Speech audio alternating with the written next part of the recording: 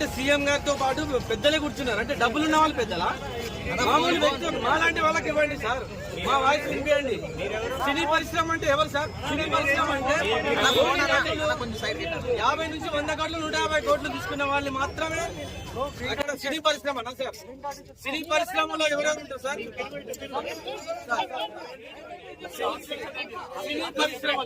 సినీ పరిశ్రమలో ఎవరు సార్?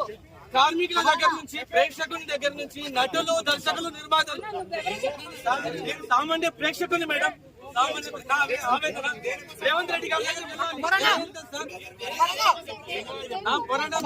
సామాన్య ప్రేక్షకుని గురించి ప్రేక్షకునికి అందుబాటు ధరల్లో టికెట్ రేట్స్ లేవు సార్. ప్రేక్షకునికి అందుబాటు ధరల్లో టికెట్ రేట్స్ లేవు. సో సార్, మీరు పెంచాలనుకుంటే పెంచండి. పెద్ద బడ్జెట్ సినిమాలకు డబ్బులు ఖర్చు అయితే కాబట్టి పెంచుతారు, ఓకే.